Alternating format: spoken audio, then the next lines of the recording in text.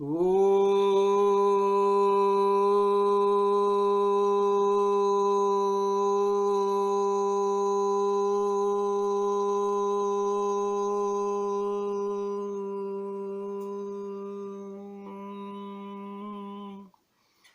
राजाधिराज सद्गुरुनाथ सिद्धरामेश्वर महाराज की जय।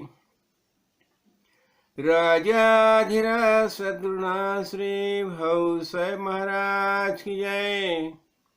राजाधिराज सद्गुरुनाथ श्री काड़ सिद्धेश्वर महाराज की जय। आज वट पौर्णिमा और वट पौर्णिमा ये तो ज्येष्ठ मास की पौर्णिमा है। और वट पौर्णिमा बताने से हमें पता चलता है, हमारे सामने क्या आता है जब भी हम वो देखते हैं, हरि कथा देखते हैं तो सावित्री की जो कथा है वह हमारे सामने आती है। और सावित्री ने कैसा मृत्यु के ऊपर कैसा विजय प्राप्त किया। तो अभी मैंने सामने क्या रखा है, सामने तो दासबोध है, भगवत गीता है। और भगवत गीता में खासकर देखो, हमारे सामने कोई ना कोई सवाल हमेशा निर्माण होता है। और जो सवाल निर्माण होता है तो सवाल का जवाब हमें कौन देते हैं? हमारे गुरु देते, सदगुरु देते हैं। तो जब ही अर्जुन के सामने, अर्जुन ने जब देखे सब हमारे आप तो स्व के सामने खड़े हैं युद्ध के लिए, तो अभी क्या करना। फिर उसी समय श्री कृष्ण भगवान उसे प्रबोध करते हैं, भगवत गीता का बोध करते हैं।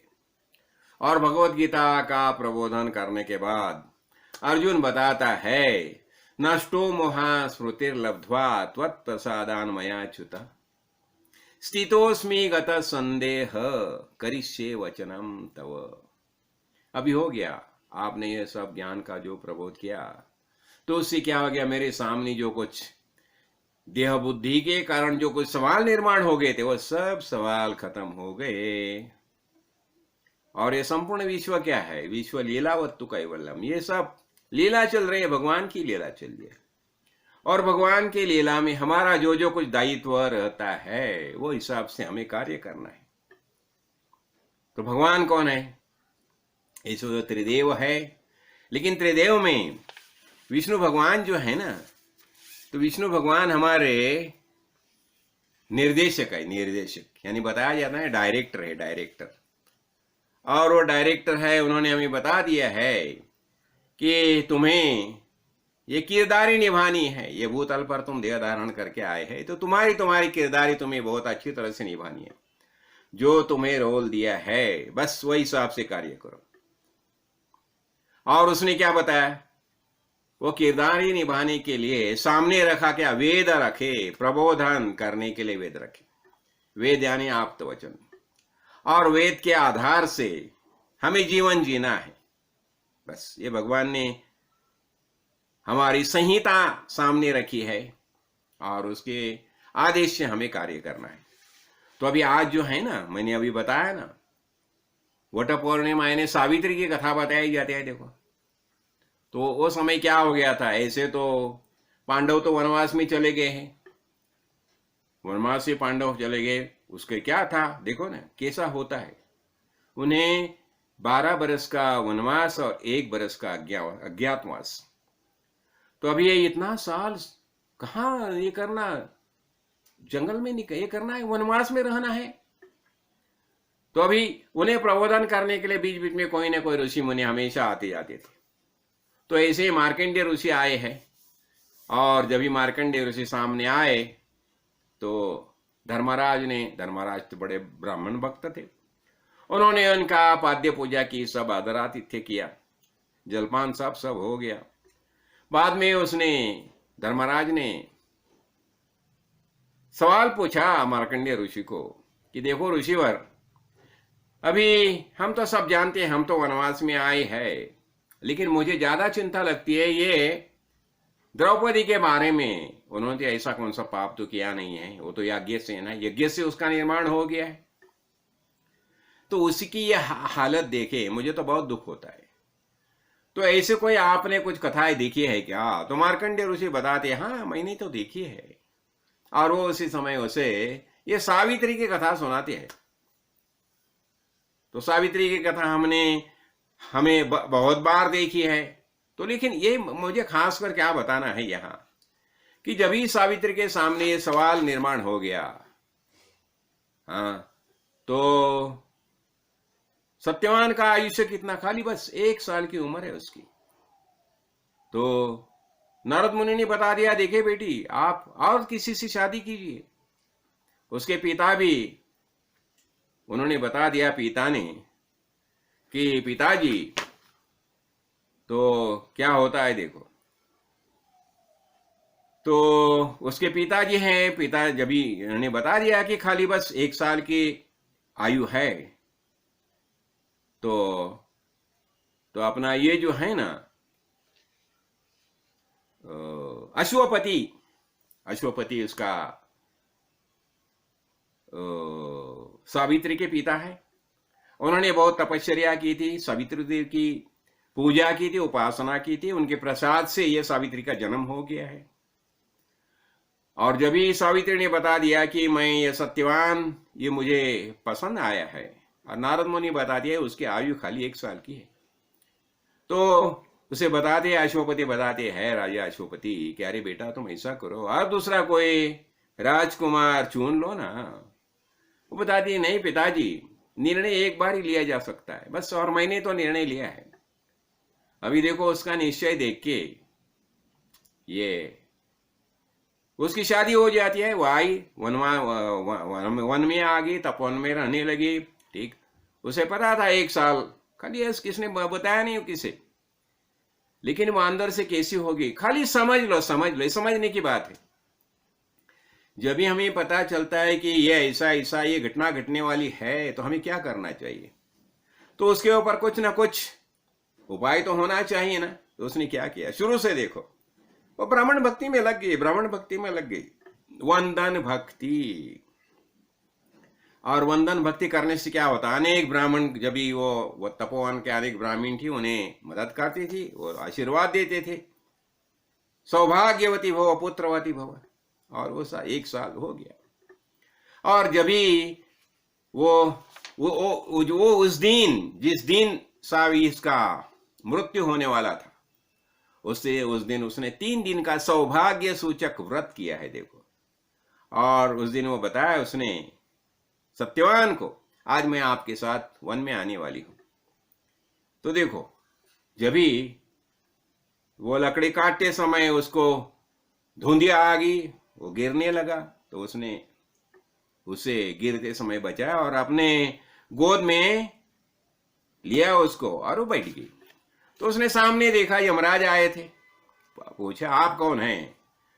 तो उसने बता दिया, देखिए कि तू पतिव्रता है, तपस्विनी है, और इसलिए मैं तुझसे बात करूंगा। देखो पहली क्या है, देखो कंडीशन, पहली कंडीशन क्या, तू तपस्विनी है, साधक है, भगवान में प्रेम रखती है, इसलिए मैं तुझसे बात करूंगा।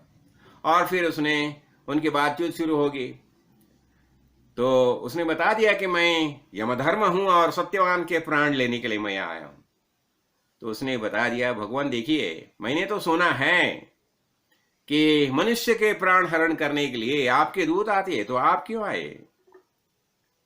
तो यमराज बताते हैं कि सत्यवान कैसा है। देखो ये महत्वपूर्ण बात समझ लो, सत्यवान कैसा है, धर्मात्मा है, रूप गुण संपन्न है, और दूत के द्वारा इसके प्राण हरण की जाए ऐसा नहीं है, इसलिए मैं खुद आया हूं। हाँ, तो अभी देखो, तो फिर ठीक है, वो प्राण लेके निकल गए हैं, सावित्री भी उनके पीछे चल रहे हैं।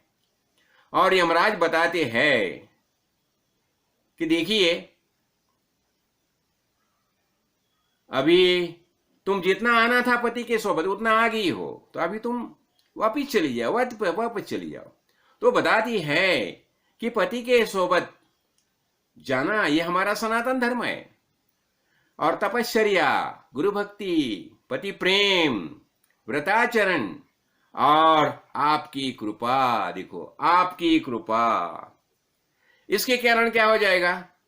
इसके कारण मैं, मेरी गति जो है वो कोई रोक नहीं सकता, मैं आपके साथ आ सकती हूँ, आ सकती हूँ। तो यमधर्म बताती है आपने जो कुछ ये युक्तिपूर्ण जो बात की है ना, उससे मैं संतुष्ट हो गया हूं। तो आप एक कीजिए कि सत्यवान के प्राण छोड़ के और कौन सा भी एक वरदान मांगिए। देखो वो क्या बताती है कि उसके उसके ससुर थे ना, वो अंध थे, तो बताती है मेरे ससुर अंध है तो उन्हें दृष्टि दान दीजिए। ये हो गया। और तो भी ये फिर उनके साथ चलती है। तो यमराज बताती है अरे तू अभी थक गई होगी। हाँ? तो क्या बताती है कि पति के सामने रहते समय वो श्रम कैसे, हाँ? और आप जैसे सत्पुरुष का मुझे संग मिला है, लाभदायक है। सत्पुरुष का संग हमेशा लाभदायक रहता है और उनकी मैत्री होना ये श्रेष्ठ है, श्रेष्ठ है। और संत संग कैसा होता है? अमोघ होता है। तो ये सब मुझे मिल गया है, तो अभी मुझे कुछ डरने की आवश्यकता नहीं है। तो देखो यमराज क्या बताते हैं, तो अभी तूने जो है कल्याणकारक जो बात बताई ये मुझे बहुत अच्छी लगी है। हाँ? तो और इससे क्या होता है, जो विज्ञान होते हैं, बुद्धिमान होते हैं, उनके बुद्धि का विकास होता है। हाँ? तो इसलिए अभी फिर सत्यवान का जीवन छोड़ के और दूसरा कोई वरदान मांगिए। तो क्या बताती है, मेरे सासु ससुर जो है उनका राज्य तो चला गया है, शत्रु ने जीत लिया है, तो अभी उन्हें राज्य प्राप्त होना चाहिए। और उसके साथ उन्होंने अपना धर्म जो है अपने धर्म से ही जीना चाहिए। नहीं तो क्या होता है, देखो अभी कोई बड़े बड़े बन जाते हैं ना, अपना धर्म ही छोड़ देते हैं। तो नहीं तो ना, देखो कहाँ कहाँ मैंने तो देखा है, कहाँ रहे अभी यहाँ यहाँ भटकने वाले लोगों को जब ये अच्छी अच्छी जगह पर लेके बिठाया है तो कहाँ के कहाँ हो गए, उनका आचरण एकदम बदल जाता है। ऐसा होता है। तो इसलिए वर में ही मांग लिया, उन्हें राज्य मिलने दो, लेकिन उनका आचरण कैसा रहना चाहिए, वो धर्म से ही रहने चाहिए। मैंने तो देखा है जिन्हें गुरुजी ने कहां कहां बिठाया था, मेरे गुरुजी ने, मेरे गुरुजी की बात बता रहा हूं, कहां से कहा लिया था, लेकिन जब भी उन्हें वहां बिठाए ना, किसी विश्वस्त बनाया, किसी सेक्रेटरी बनाया, किसी मठाधिपति बनाया, लेकिन उनका आचरण बदल गया। उन्होंने धर्म ही छोड़ दिया, मूल धर्म का जो तत्व होता है वही छोड़ दिया। लेकिन पार्वती ने, इस सत सावित्री ने क्या बताया, यहां ही मांग लिया कि उन्हें उनके धर्म के हिसाब से ही चलने की प्रवृत्ति होनी चाहिए। उन्होंने अपने धर्म का त्याग कभी नहीं करना चाहिए। देखो ये बातें सुनते सुनते ऐसे तो ये हो गए, ऐसा एक और दो बार हो गया, दो हो गया, फिर ये तो चल रहा है। हाँ, और बाद में ऐसा हो गया, उसके और बोला ठीक है मैं और एक वर मांगो। तो उसने क्या किया, पहले वर में ससुर के आंखें दृष्टि, दूसरे में ससुर को राज्य, तीसरे में उसके पिताजी को 100 पुत्र और पुत्र, वो भी धर्मज्ञ से, और फिर चौथे में उसने क्या किया, खुद के लिए 100 पुत्र। देखो, और अभी यमधर्म में चलने लगे। तो यमधर्म अब तो बता रही है अभी क्यों साथ में आ रही हो, अभी तो तुम चली जाइए। तो जाती है, देखिए आप तो महापुरुष है, ज्ञानी है, विज्ञान है, सबके करुणाकर है, परम दयालु ऐसे आप है, और अभी आप मुझे जो वरदान दिया 100 औरस पुत्रों का, तो ये वरदान ये जन्म में पूरा होना होगा तो मुझे सत्यवान के प्राण देने चाहिए। ठीक है, अभी यमराज क्या करेंगे, वो तो वर दे चुके थे, उन्होंने बता दिया ठीक है तूने तो बहुत अच्छी बात बताई है, तो मैं अभी क्या करता, देखो उसने बताया आप यम है, और यम क्या करता है, सबका न्याय से, देखो पूरा न्याय से ही सबका पालन करते हैं। हाँ, उनका जो यमधर्म जो है ना, न्याय देवता है, न्याय देवता है, हर एक का कर्म का हिसाब से सब कार्य करते हैं। तो फिर वो देते हैं सत्यवान को 400 बरस का आयुष्य देते हैं और 100 पुत्र देते हैं। ठीक, ये हम क्यों देखा? यहाँ एक ऐसा होता है, जीवन में बहुत बहुत कुछ कठिन प्रसंग निर्माण होते हैं, तो भी हमें विचलित नहीं होना चाहिए, हमें धैर्य से जीना चाहिए, धैर्य से जीना चाहिए, कुछ भी क्यों ना हो। अभी हम क्या कर रहे हैं, ये तो हो गया, ये कथा से हमने देख लिया। हमने क्या किया है, देखो ये दासव्रत ग्रंथ के बारे में मैंने पहले से ही बता रखा है। अभी अर्जुन ने भी बताया ना, अभी मेरा सब श्री कृष्ण भगवान ने जब ये भगवत गीता का वो प्रबोधन किया तो अर्जुन के मन में जितने शंका संशय थे सब खत्म हो गए। शुरू में वो क्या करता था, खुद शरीर है ऐसा ही बर्ताव करता था, लेकिन अभी पता चला मैं शरीर नहीं हूं, मैं तो चैतन्य रूप आत्मा हूं, और चैतन्य रूप आत्मा होने से क्या होता है, ये भूतल पर देह धारण करके आया हूं। क्यों?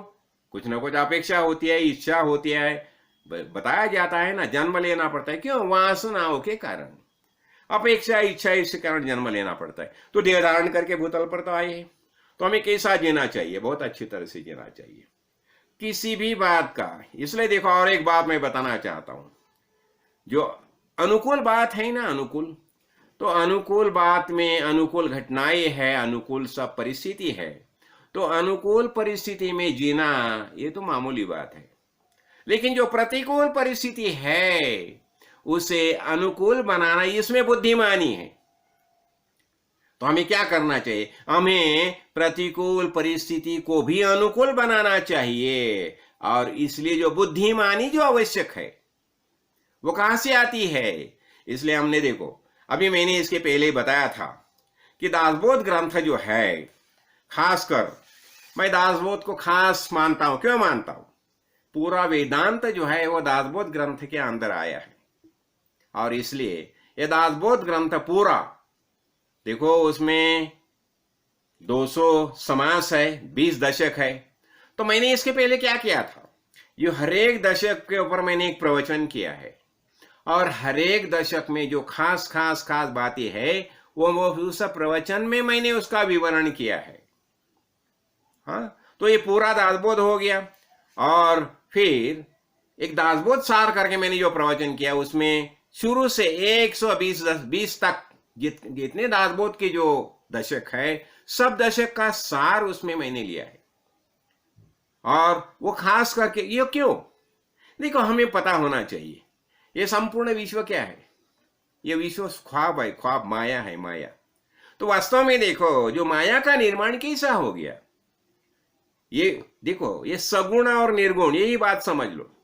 अभी सगुण और निर्गुण जो बात है ना, ये परमेश्वर परमात्मा कैसा है, जो मूलभूत चैतन्य जो है वो निर्गुण और निराकार है, उसमें कौन सा भी आकार नहीं है।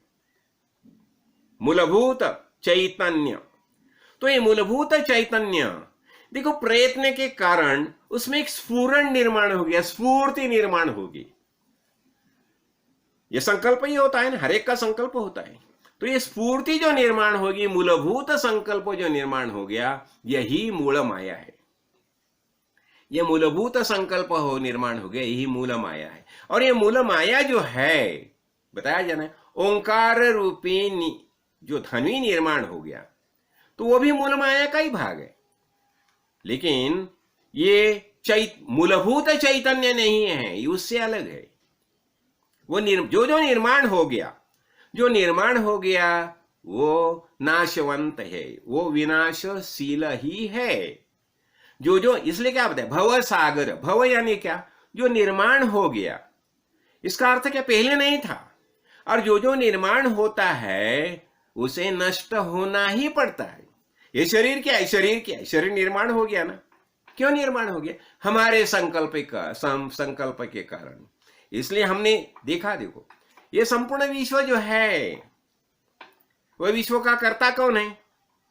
कर्ता निरूपण में हमने देखा है, विश्व का कर्ता कौन है? विश्व का कर्ता कोई भी नहीं है, लेकिन तो भी दिखाई देता है। ये कैसा हो गया, कैसा निर्माण हो गया? तो देखो, यही बात है। ये निर्गुण निराकार जो है, वहां जो माया निर्माण होगी, तो माया जो है तो माया से ये सगुण ब्रह्म निर्माण हो गया। माया जो है, ये माया यही सगुण ब्रह्म का अंश है। और माया यानी क्या? हरि संकल्प। हरि संकल्प एको हम बहुश्याम प्रजा, ये पहला संकल्प निर्माण हो गया।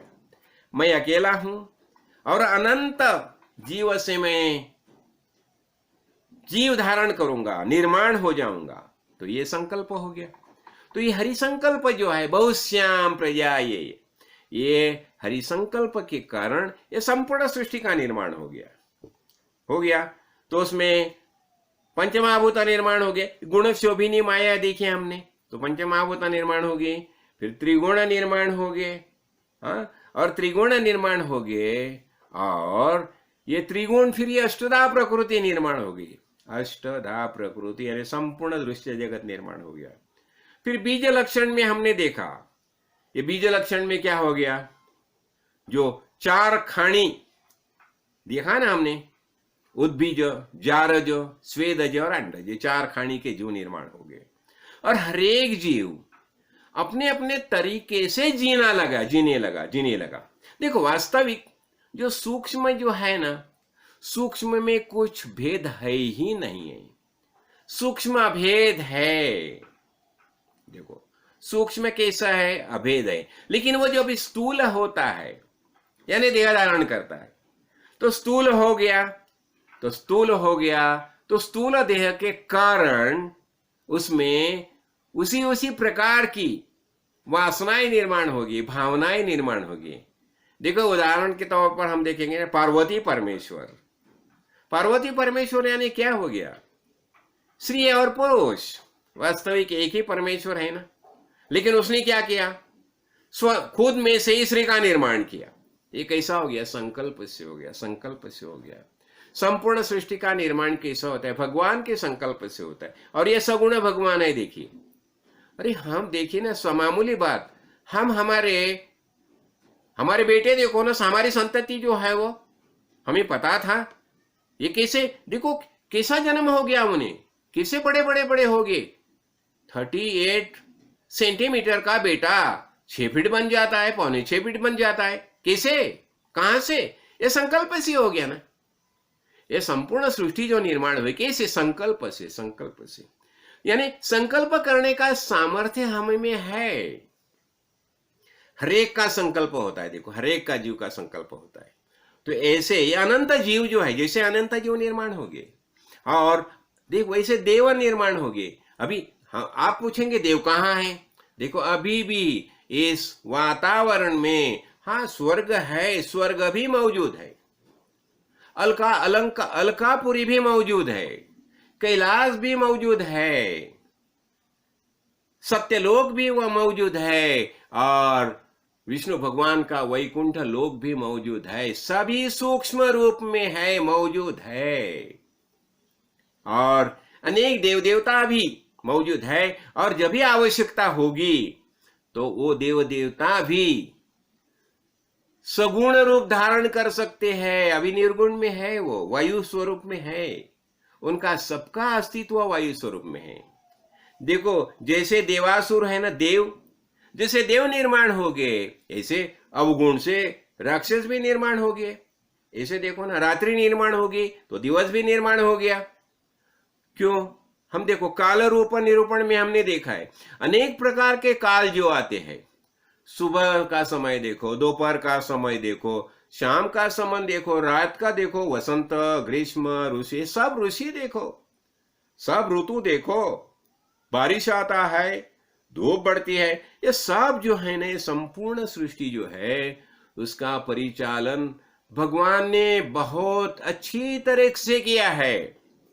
हमें वही समझना चाहिए और निर्भय और निश्चंक होके अपनी अपनी किरदारी निभानी चाहिए। देखो, किसी भी बात को डरने की जरूरत नहीं है। मैं तो शरीर नहीं हूं, ये भाव हो गया, ये कभी होता है। इसलिए हम देखा ना, साधन प्रतिष्ठा हम देखी, साधन निरूपण देखा। साधन में क्या बताया है? तुम एक ही बात समझ लो, महावाक्य का बोध किया है ना, तत्त्वमसि, तत्त्वम असि, तत् यानी परमेश्वर परमात्मा, जो ये सगुण ब्रह्म देखिए, ये है ना, वही तुम हो हो गया। तो पता चला ना हमें मैं कौन हूं। तो अभी एक समय हमें पता, ठीक है ये शरीर में रहता हूं, लेकिन मैं शरीर नहीं हूं, ये निश्चय होना ही चाहिए। जैसे भगवान ने बताया ना कि वासांसि जीर्णानि यथा विहाय नवानि गृह्णाति नरो प्राणी तथा विहाय शरीराणि जीर्णानि अन्यानि संयाति नवानि दे। ठीक है, सब मान लो कि हमें ज्ञान नहीं हो गया, हम अज्ञानी है या साधक है, चल रहे। तो ये साधक करके हम चल रहे हैं ना, तो हमारा देखो हमारा गंतव्य स्थान तो निश्चित हो गया है। हम जहां से निर्माण हो गए वहां ही हमें जाके पहुंचना है, हम जरूर पहुंचेंगे। हमारा गंतव्य निश्चिंत हो गया। और इसलिए क्या करना चाहिए, इसलिए हमने देखा ना ये सब जो बातें समझाते समय हमने देखा कि देव शोधन गुरु की आवश्यकता होती है, हमें देव ढूंढना है। तो हमने गुरु निश्चय देखा, पहले हमें निश्चय करना चाहिए। क्यों, हमें नरदेह प्राप्त हो गया है, तो नरदेह में आने के बाद हमारा वास्तविक कर्तव्य क्या है, दायित्व क्या है। तो हमें भगवान को पहचानना चाहिए, खुद को पहचानना चाहिए। जब हम खुद को ढूंढने लगते हैं तो क्या होता है, हमें भगवान का पता चलता है। मीरा तो शोधन गई शाम को और खुद शाम बन गई, जब भी भगवान को ढूंढने लगली। और जब भी भगवान सामने आए पता चला अरे भगवान तो मैं ही हूं, अलग नहीं है, भगवान कोई अलग नहीं है। मैं खुद को अलग समझता था, लेकिन अभी पता चला भगवान मुझसे अलग नहीं है। देखो आजकल तो क्या है, सब ये बताया जाता है ना, नाना उपासना जो है, उपासना के बारे में हम देखेंगे तो पता चलता है कि ये कितना ये सब गड़बड़ करके रखा है, झमेला करके रखा है वास्तव में। इसलिए मैं एक ही बात बताता हूं हमेशा कि जब भी हमें आत्मज्ञानी महापुरुष जब भी सदगुरु करके मिलते हैं, हमारा पूरा जीवन बदल जाता है। लेकिन आत्मज्ञानी महापुरुष सदगुरु मिलने चाहिए, नहीं तो क्या होता है, आजकल क्या हो गया है, गुरु इतने बन गए हैं जितने, और इतने देखो हरेक का उपास्य अलग। हमें उपासना करनी है तो इतने देव निर्माण हो गए कि पूछो मत, अनंत देव निर्माण हो गए। इतना ही नहीं, अनंत संप्रदाय निर्माण हो गए।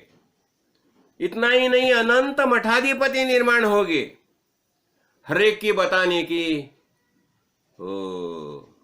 पद्धति अलग अलग। इतना ही नहीं, अनेक मजहब निर्माण हो गए। और ये अनेक मजहब निर्माण हो गए, इसके सबके कारण ऐसी गड़बड़ होगी कि पूछो मत। अभी इसलिए एक बात ऐसा ही हो गया, दो महापुरुष एक समर्थ रामदास और तुकाराम महाराज। देखो दोनों अपने अपने हिसाब से अपना अपना कार्य तो कर रहे हैं। समर्थ रामदास भी अपना कार्य कर रहे हैं और तुकाराम महाराज भी अपना अपना कार्य कर रहे हैं। तो एक समय दोनों, ये नदी का ये बाजू वो बाजू, दोनों बाजू है, लंबे से देखते हैं एक दूसरे को, पूछते हैं क्यों स्वामी जी आपके यहां भक्ति का कैसा कार्य चल रहा है। तो समर्थ रामदास क्या करते हैं, ऐसी मुट्ठी लेते हैं, बताते हैं ऐसा बुम्बा बूम चल रही है भक्ति के नाम से। फिर वो तुकाराम महाराज से पूछते हैं आपकी यहां कैसी स्थिति है। तुकाराम महाराज भी ऐसी मुट्ठी लेते हैं और बताते हैं बुम्बा बूम चल रही है। यही होता है। वो देखो दोनों समकालीन है। अभी समझो यो 16 से 50 की बात होगी शायद, तो वहां की ये समस्या दोनों बता रहे हैं एक दूसरे को। और वही समस्या आज भी है। आज धर्म, पूजा, मजहब, इसके बारे में जो कुछ चल रहा है सब चौप चल रहा है, गोंधल बताता है ना, ऐसा चल रहा है। देखो वास्तव में सच्चा ज्ञान बताने वाले गुरु बहुत कम दिखाई देते हैं। मदभाग्य से मुझे काड़ी सिद्धेश्वर महाराज सदगुरु करके मिले। और अभी मैंने बताया ना, प्रबोधिनी एकादशी के दिन मुझे हिमालय में साधना तपश्चर्या करने वाले स्वामी से मुलाकात हो गई, और उनसे मुलाकात होने के बाद मुझे चला नहीं, मेरे गुरुजी ही मुझे फिर से मिल गए अलग रूप में। देखो मैंने अभी देखो मैं ये ऐसा क्यों बोल रहा हूं, मैंने उन्हें देखा, उनके साथ तो मैं 5 दिन तो था, 5 दिन में उनके साथ रह चुका हूं, और वो जो बातें बताते थे एकदम दोस्त, ये सब मजहब बजब सब भूल जाओ, और संपूर्ण विश्व जो है एकमेव चैतन्य है, यही समझो। क्या ये सब क्या चल रहा है, हरेक का देखो, और क्या होता है, हरेक की महत्वाकांक्षा होती है, हरेक का अभिमान होता है। हाँ, और दूसरा ये अपना जिसे बताया जाता है ना कि कुछ ना कुछ समझो, ये एक समझो कुछ किसी को कोई बोला होगा, कुछ होगा, प्रतिशोध की भावना। तो प्रतिशोध की भावना होती है, अहंभाव होता है, अहंकार होता है, और इसके कारण हरेक मठाधिपति एक दूसरे के अगेंस्ट कुछ ना कुछ करता रहता है, कुछ ना कुछ करता रहता है। तो उन्हें उनमें जो कुछ सामंजस्य होना चाहिए वह नहीं दिखाई देता। क्यों? वास्तव में उन्हें ज्ञान ही नहीं हो गया ना। जिसे जिसे आत्मज्ञान होता है ना, उसका सब रहन सहन ही चेंज बदल जाता है, बदल जाता है, और उसे पता चलता है कि संपूर्ण विश्व जो है एकमेव चैतन्य है, और हरेक के अंदर भगवान ही मौजूद है, भगवान ही मौजूद है, बस यही होना चाहिए। और जब ये हमारा भाव हो जाएगा, सब चेंज बदल जाता है ना। तो कभी कभी ऐसा होता है, देखो हम बहुत कुछ बातें बताते हैं। परसों मुझे एक स्कूल के प्रिंसिपल मिल गए, उनसे बात चल रही थी, तो मैंने उन्होंने एक जो बात मुझे बताई, मुझे बहुत अच्छा लगा। तो उन्हें उनके बेटे के बारे में उसने पूछा, उन्हें आप क्या चाहते हैं अपने बेटे से? तो बोलता नहीं, मैं इतना ही चाहता हूं, वो खुद सुख से जिए और सुख का फैलाव करे। देखो हम कभी सुख से जी सकते हैं जब भी हमें आत्मज्ञान होता है, खुद का ज्ञान होता है, तो हम सुख रहते हैं ना। सुख क्या है? हमारा खुद का स्वरूप ही सुखमय है, मैं खुद आनंदमय ही हूं, यही आत्मा का लक्षण हो गया ना। आत्मा कैसा है? आत्मा आनंद रूप ही है, सुख रूप ही है। अब यह हमें ज्ञान हो गया, इसलिए क्या हो गया, मुझे पता चला सुख कहाँ है। महाराज बताते थे, अरे जिस सुख के लिए तूने आज तक अनेक जन्म लिए हैं ना, वह सुख तुम्हारे पास है। इतना ही नहीं, तुम खुद सुख रूप ही हो, खुद आनंद रूप ही हो, बस उसे पहचानो। तो देखो अभी जब भी तुम खुद सुख रूप है, ये तुम्हें ज्ञान हो जाएगा, तो ही तुम सुख का फैलाव करेंगे ना। तुम्हारे जो कुछ कोई सानिध्य में आएगा, उसे भी तुम आनंद दे सकते हो ना। मान लो तुम्हारे सामने बहुत कुछ प्रॉब्लम है, समस्याएं है, अरे तुम अभी तुम्हारे खुद की समस्या ही अभी तक उसका परिमार्जन नहीं हो गया, तो दूसरे के समस्या का परिमार्जन आप कैसे करेंगे? इसलिए क्या होता था, ये महापुरुष जो होते हैं ना, महापुरुष खाली माया को चलाते हैं, माया को चलाते हैं, वो खुद कुछ नहीं करते। वो खाली बताते हैं जो है ठीक है, ये सब माया है, माया है, और माया से ही सब हो रहा है। और ये वास्तविक माया जो है, यही मूलभूत शक्ति है। देखिए मूल माया जिसे बताया जाता है ना, जैसे हमारे शरीर में 4 देह है ना, स्थूल, सूक्ष्म, कारण और महाकारण। महाकारण देह जो है उसकी शुद्ध ज्ञान दृष्टि रहती है। पिंड में 4 देह जो है ना, तो पिंड में महाकारण देह है, उसकी अवस्था क्या है? तुरीय अवस्था, तुरीय अवस्था यानी शुद्ध ज्ञान दृष्टि। ऐसे ब्रह्मांड के भी 4 देह है। स्थूल तो विराट, विराट ये स्थूल हो गया, हिरण्यगर्भ सूक्ष्म हो गया, और अव्याकृत कारणीय हो गया, और मूल माया ये महाकारणीय हो गया। तो महाकारणीय की ज्ञान दृष्टि होती है ना, वैसी मूल माया ये शुद्ध ज्ञान दृष्टि है। तो ये मूल माया का जब भी हमें पता चलेगा, तो ही मूल माया जो है उसकी निर्मिति कहां से होगी उसका पता चलेगा ना। तो मूल माया की निर्मित जो होगी यही निर्गुण निर्गुण निरावलंबी ऐसा जो परब्रह्म तत्व है, वहां शक्ति रूप से जो माया निर्माण होगी, यही पहला प्रयत्न ही है ना। तो माया की निर्मित कैसे होगी? प्रयत्न से होगी। और इसलिए क्या होता है, इसलिए हरेक जगह प्रयत्नों को प्राधान्य दिया जाता है। हमें जो जो कुछ करना है ना, ये शौर्य से जियो, शौर्य से जियो, साहस से जीना जियो, शौर्य से करो जो करना है वो। किसी भी बात के लिए डरने की आवश्यकता नहीं है। हम ठीक है, लेकिन हम डरते कभी? जब भी हमें लगता है कि मेरे सिवा इस दुनिया में और दूसरा कोई है, तो डरना हो गया। लेकिन जब भी पता चलता है ये दुनिया, जगत में मैं ही हूं, ये मैं ही हूं, यही ज्ञान दृष्टि होगी। लेकिन ऐसी स्थितियां आनी चाहिए, ये मैं भी निकलना चाहिए, निकल जाना चाहिए। मैं ही हूं, इसका अर्थ क्या हो गया? साक्षी भाव हो गया। लेकिन ये साक्षी भाव भी निकलना चाहिए, साक्षी भाव भी नहीं चाहिए, बस सिंपली है। देखो हम देखते हैं ना, हम तीन सत्ता का वर्णन मैंने बहुत बार किया है।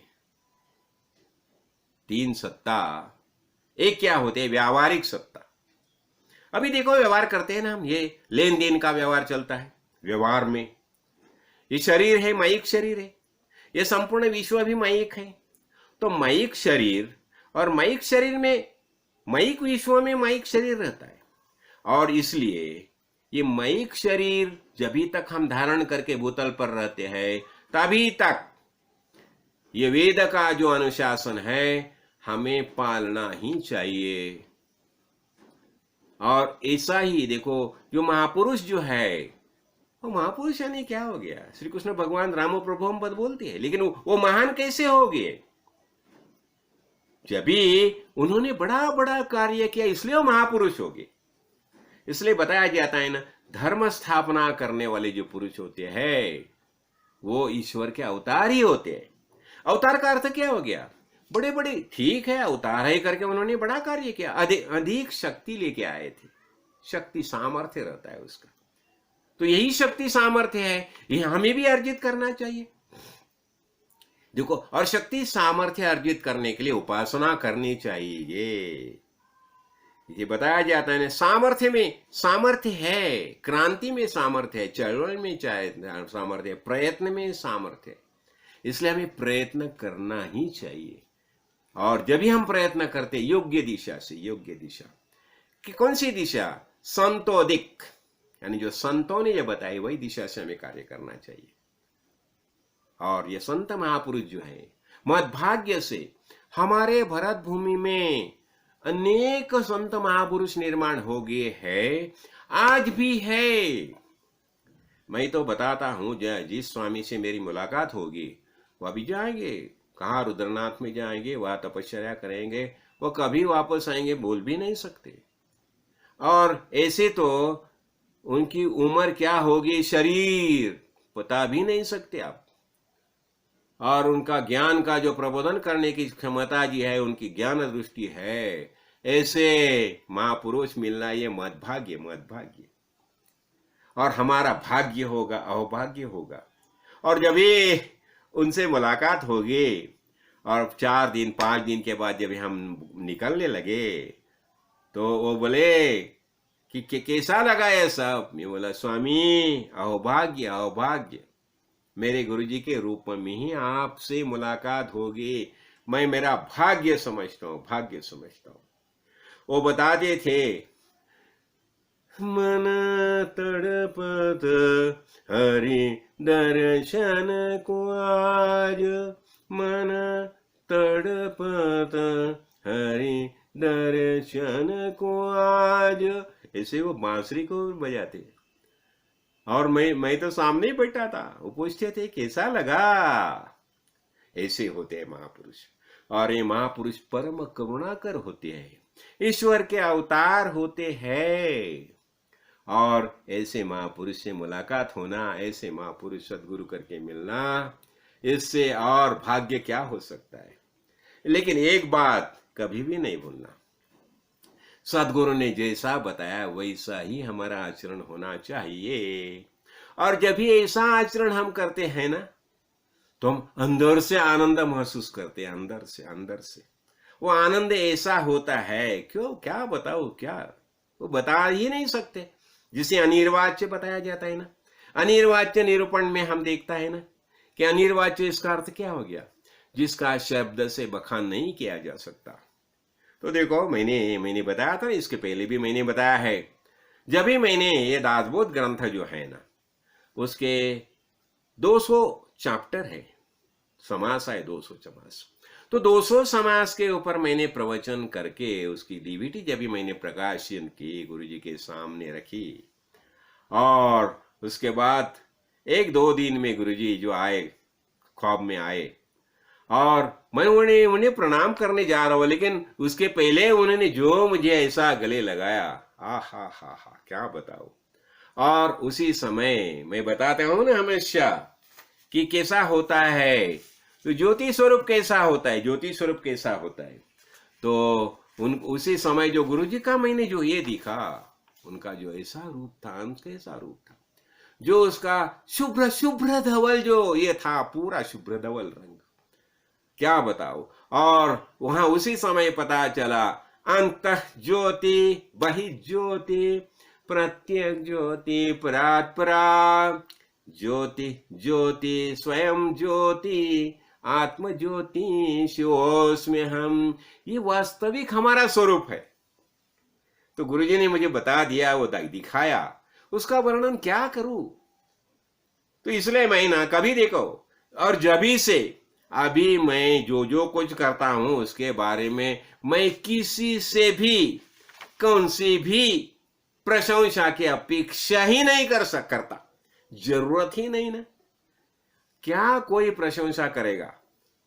जहां आत्मज्ञानी महापुरुष हमें आशीर्वाद देते हैं, वहां जो अपने होते हैं जिज्ञासु साधक, उनसे क्या अपेक्षा रखेंगे, आवश्यकता ही नहीं। तो ऐसा आनंद ज्ञान हम अनुभव कर सकते हैं। लेकिन इसके लिए एक ही बात देखिए, तुम कितने भी बड़े मठाधिपति बन जाओ, तुम्हारे कितने भी शिष्य क्यों न हो जाए, कितने बड़े बड़े कार्यक्रम करो, लेकिन तो भी गुरुजी का आशीर्वाद होगा तो ही वो फलद्रूप हो जाएगी, नहीं तो उसमें कभी भी सुख शांति प्राप्त नहीं हो जाएगी। ये कायम स्मरण में रखिए। इसलिए हमें क्या करना चाहिए, बस सदगुरु भगवान को हम शरण रहना चाहिए, और सदगुरु भगवान ने जैसा बताया वैसा हमें आचरण करना चाहिए। ऐसे तो देखो, अनेक बातें हमने समझ ली है, बहुत कुछ बातें हमने देखी है। हाँ, तो अभी मैं एक बात आपको बताना चाहता हूँ। अभी ये जो बिल्वा पत्र करके जो किताब है ना, जल्दी गुरु पूर्णिमा का पहले वो किताब का प्रकाशन हो जाएगा। और दूसरा ये दासबोध जो ग्रंथ है, जो मैंने हिंदी में लिख रहा हूं, तो अभी उसका समझो लिखना तो कुछ हो गया है, पूरा हो गया, उसका टाइपिंग चल रहा है, टाइपिंग और करेक्शन चालू है। तो मुझे लगता है कि वो भी किताब जल्दी से हो जाएगी। और ये खासकर मैंने हिंदी में लिखी है। और हिंदी में क्यों, देखो दासबोध ग्रंथ जो है ना, वो पूरा ग्रंथ मैंने प्रवचन के माध्यम से तो बताया है, लेकिन अभी मैं ये किताब के रूप में वो पब्लिश करना चाहता हूँ, और जल्दी हो जाएगा। ये केवल गुरुजी की कृपा है। देखो, मैंने बताया ना, गुरुजी ने मुझे बताया था जब भी व्यासपीठ पर बैठे थे गुरुजी, और मैं मेरा भाग्य समझता हूँ कि गुरुजी के सामने बैठ के 5 साल तक ऐसे गुरुजी सामने बैठे थे, और उसके सामने बैठ के मैं प्रवचन करता था। तो सब यही बात है जिसके कारण मैं आज भी बता सकता हूँ। तो उसी समय गुरुजी ने मुझे क्या बताया, देखिए ये सब है ना, हमने पौधे लगाए, पौधे, और उसे पानी देने का कार्य तुम करना। मैं इस शरीर में रहूंगा या शरीर छोड़ के निकल जाऊंगा, तो भी तुम ये कार्य करता रहना, बस वही कार्य करता रहूं। और ये मेरा आनंद है। देखो, ये करने से मुझे आनंद होता है। तो आज मैंने क्या सोचा, आज पूर्णिमा है, और अभी इतना साल होने के बाद ऐसी पूर्णिमा, यानी उस दिन कुछ ना कुछ प्रवचन तो होना ही चाहिए। यानी क्या है ये इस प्रवचन का ये क्या होता है, सदगुरु से मुलाकात होती है, मुलाकात होती है। जब भी हम अपॉइंटमेंट लेते हैं, देखो आजकल अपॉइंटमेंट ली जाती है, हाँ, तो ये संत संग यानी क्या है, हमारी भगवान के अपॉइंटमेंट है, और गुरु यानी देव एक ही है, इसलिए गुरु और दोनों अलग नहीं है। तो हमें हमेशा सदगुरु की शरण लेनी ही चाहिए। हाँ, और बताया जाता है ना सदगुरु, ये गुरु तत्व जो है, क्या बताओ गुरु तत्व के बारे में, आज तक हमने हर एक बार देखा है, लेकिन जब भी हम बताते हैं ना, इसलिए मैं बताता हूं। नमामि सद्गुरुं शांतं प्रत्यक्षं शिवरूपिणं शिरसा योग पीठस्थं मुक्ति कामार्थ सिद्धये। मेरे महद्भाग्य से मुझे काड़ सिद्धेश्वर महाराज सिद्धर के, देखो उनका भी देखो ना, जब भी उन्होंने देह छोड़ा ना, उनका उम्र था 97 उम्र थी उनकी, उसी उम्र, लेकिन उन्होंने क्या किया, किसा कार्य किया। आत्मज्ञानी महापुरुष कैसे होते हैं ये देखने से ही पता चलता है ना, ऐसा नहीं पता चलता। तो गुरुजी के बारे में जो मैंने जो अनेक अनुभव लिए, बस वही अनुभव के कारण ही मैं आपके साथ ये बात बता रहा हूँ, नजदीक से बात बता रहा हूँ, क्यों, ये गुरुजी की कृपा है। तो मैं एक ही बात बताऊंगा, ये संत संग में आते रहे, और जैसे गुरुजी ने बताया है वैसा कार्य करते रहे। तो यहाँ महत्वपूर्ण बात क्या है, हमारा स्वाध्याय चलता है, साधन प्रतिष्ठा में क्या बताए, हमारी संप्रदाय परंपरा को जो नित्य नियमावली है वो हिसाब से चलता रहना चाहिए। और एक ही बात, सोहम सोहम सोहम सोहम, यही साधना चालू रहनी चाहिए। और उसके साथ साथ महावाक्य जो है, तत्वमसि अयमात्मा ब्रह्म प्रज्ञानम ब्रह्म अहम ब्रह्मास्मि, यानी परमेश्वर परमात्मा दूसरा कोई न सुन, मैं ही हूं। क्यों, ये संपूर्ण विश्व में आत्मा ही भर के रह गया है दशांगुल तत्व में। तो यही ज्ञान हमें होना चाहिए, सदगुरु कृपा से ये सामर्थ्य सबको प्राप्त हो जाए, यही शुभ और मंगलदायी कामना।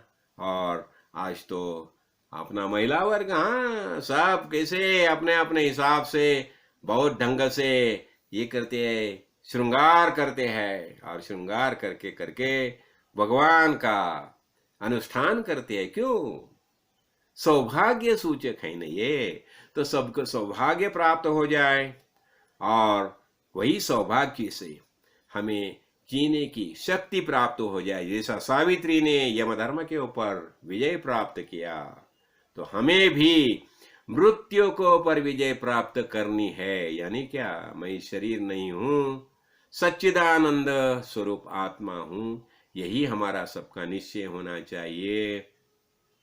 चिदानंद रूप शिवोहम शिवोहम, चिदानंद रूप शिवोहम शिवोहम, अहम निर्विकल्पी निराकार रूपी विभूत्वाच सर्वत्र सर्वेन्द्रियाणां, न चासंगतं नैव मुक्तिं मेया, चिदानंद रूप शिवोहम शिवोहम। राजाधिराज सद्गुणा श्री काड़ सिद्धेश्वर महाराज की जय। सत श्री महाकाल, बम बम बोले।